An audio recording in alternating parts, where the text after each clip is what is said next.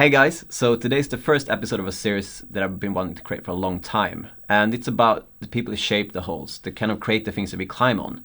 And there wasn't much footage on the internet on it. Like I tried to find a bunch because I was really interested in, these creative people that we don't know much about. They're kind of more mythical than the root setters. And that's something I really want to highlight. So I'm incredibly stoked that I can then share this with you guys, because we met up at Kilter in Colorado and got to meet Ian, their head shaper, to kind of see how you shape holes, what all the things around it, the small details that we might not think about. So I don't know, let's watch the videos. Enough talking. I'm really excited. So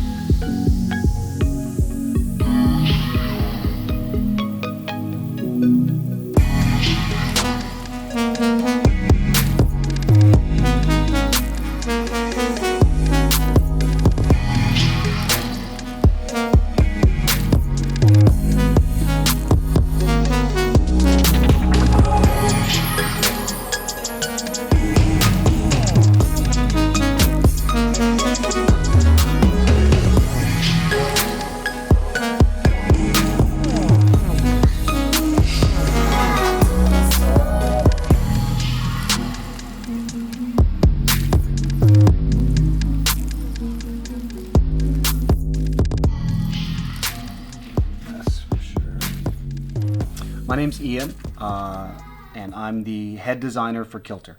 And so this is the messy design area, and we're going to make a couple of climbing holes today, a couple of different styles, and just kind of walk through that process. One of the most important things you can do is have a flat bottom. You can't mold and make a commercial climbing hole without a nice, clean, flat bottom.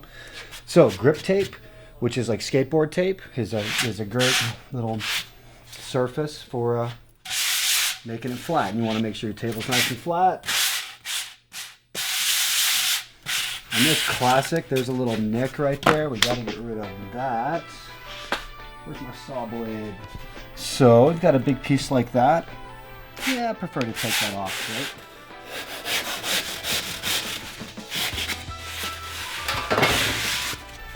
right? There's all kinds of, I like this is a nice kind of round file, and it helps me do a lot of shaping. It's about here where I start to think what I'm going to do with this hole. I flatten the bottom first, and I kind of take the sides down first because I know I'm not going to want that stuff. Now this one's pretty easy to see. I'm either going to give it one edge, so be directional, just one-sided thing, or a two-sided pinch. Pinches are nice and easy. I tell you what, why don't we'll just try for the one. So start to get an edge right there. Get rid of that.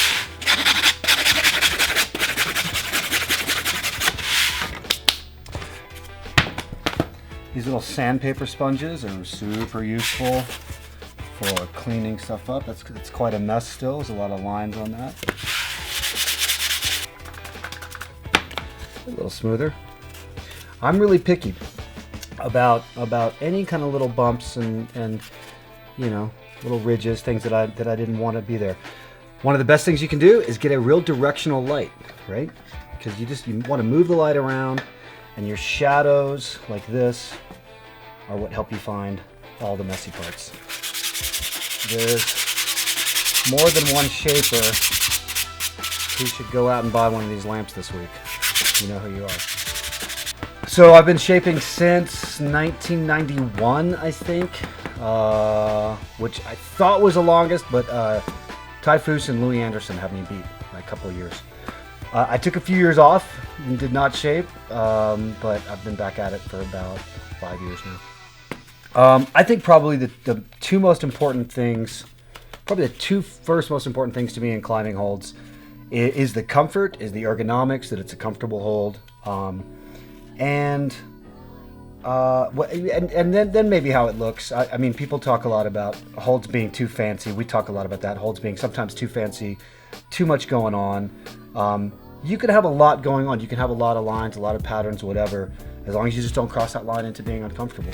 The holds also have to be, you have to be able to get them out of the mold. You have to be, you know, it's a commercial product. It's a design product. So there's lots of little things that I think customers probably don't notice, but we have to notice, you know, professional people have to notice this end piece. It can't be too thin and creep out against the wall. You'll peel it up with your fingernails, stuff like that. So I pay attention to a lot of that. But that's a shaper's job. You guys shouldn't have to worry about that part. So this one, so far, it's just a directional edge. And now we can make a choice as to make it, you can make it slopey. We can, you know, now is where we kind of dial in how positive it is. And, you know, this is where you dial in the comfort.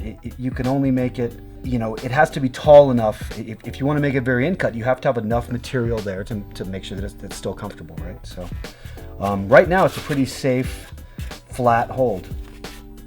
I kind of like it as it is, almost as it is. I can show you, we can do something really quick with it, which is simple. A couple of tools over here. We have a whole series that Will Anglin, one of our shapers on the Haptic team, came up with, and it's just a kind of a crystal granite series.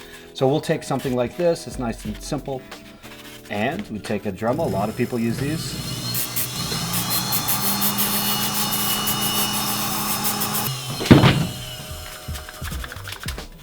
So fairly quickly you get a lot of drama, but of course that's not comfortable yet. So, you know, we gotta go in there, and now we gotta take our time with fingers.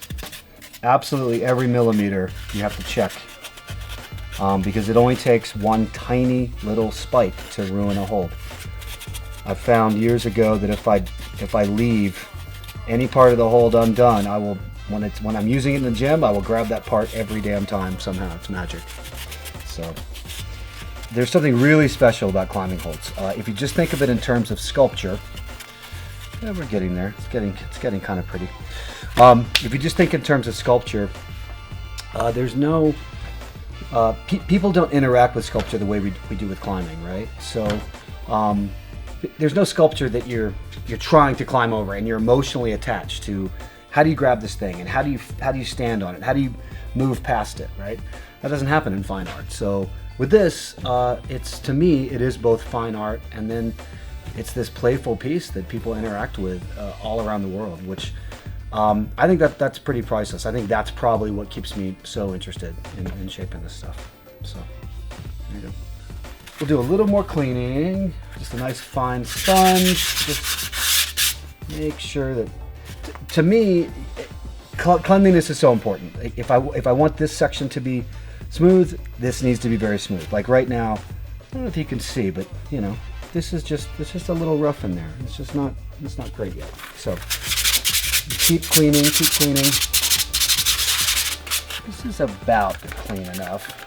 We'll mark it. You got to think about your bolt hole. I spend a lot of time now trying to make sure that, for me, I put my bolt hole in a really flat space, because I don't like bolt holes that are on a slope like this. I don't like that thumb. I don't like that foot. Yeah, it's a mess. I would much rather have a bolt hole that is on the top, nice and flat. And we know it needs to be center so it doesn't spin. There's some companies that are playing with putting a bolt hole all the way on one side and a screw on the other. I think that's a little asking for trouble a little bit. So we kind of make it put in the center. Then I know I'm going to put a set screw there, and a set screw, let's just call it there. So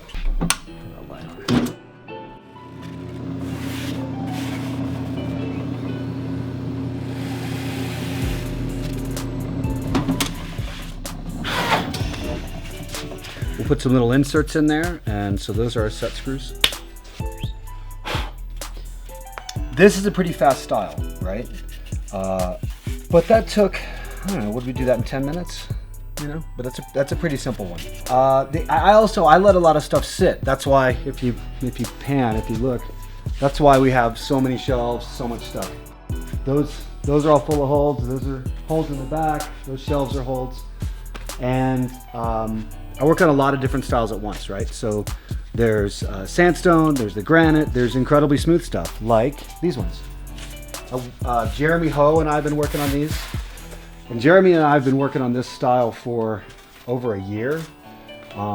Trying it in different foams, just trying it. Trying to get these tapers incredibly low, incredibly smooth. So that's obviously completely different from sandstone. It's the opposite.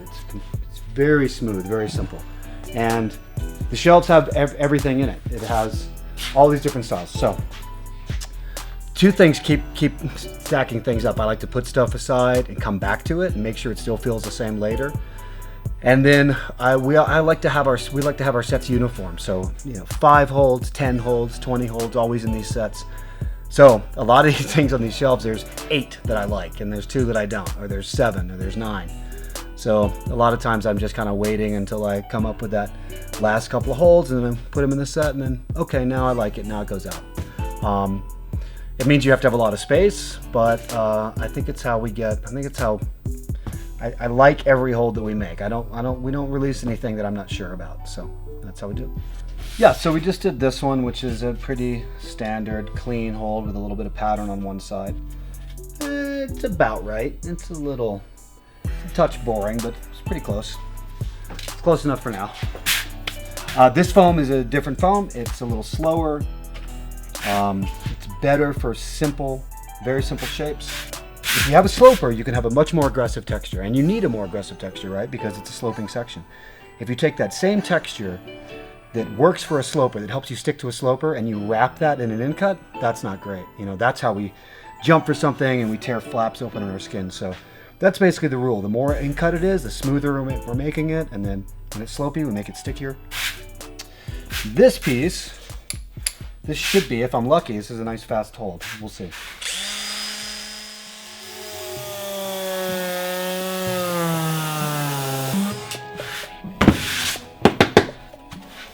Just a dead simple slot. It's a little too much going on in there. Let's clean that up. When you have a slot like this, sharpness matters not just here, but it matters on the top too. So like that, you get a little pressure right there. You roll that. Yeah. So for me, the grab is about right. The grip is about right. Still a little sharp out there. And it's a little messy down in there still, but we're getting closer. So this one is matchable. Here's something that I think is interesting that I'll do a lot.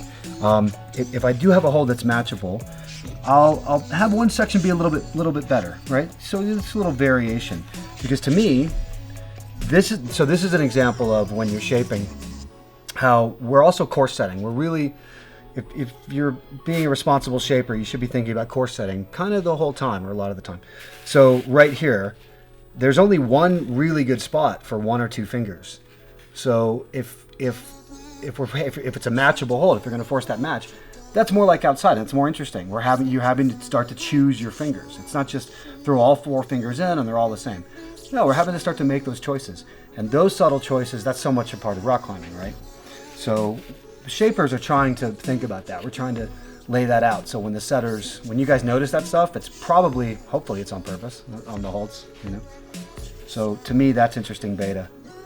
I think a lot about route climbing. I think a lot about somebody who's 30 feet up on the wall and they're a little bit tired. And when you're a little bit tired, you're having to think a little more. And so when we give you a complicated shape and you're tired and you're having to look for the choices to make on the shape, I think about that moment a lot when I'm shaping, because I think that's interesting.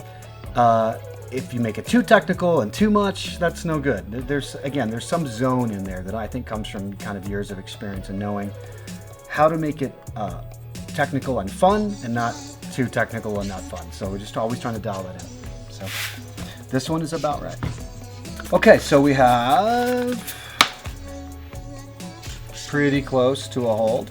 A little beat up, but this one's a little more finished, a little closer. We have a molding room here that we don't produce holds. We don't have a big section, but we have a small area for R&D. So go into the molding room.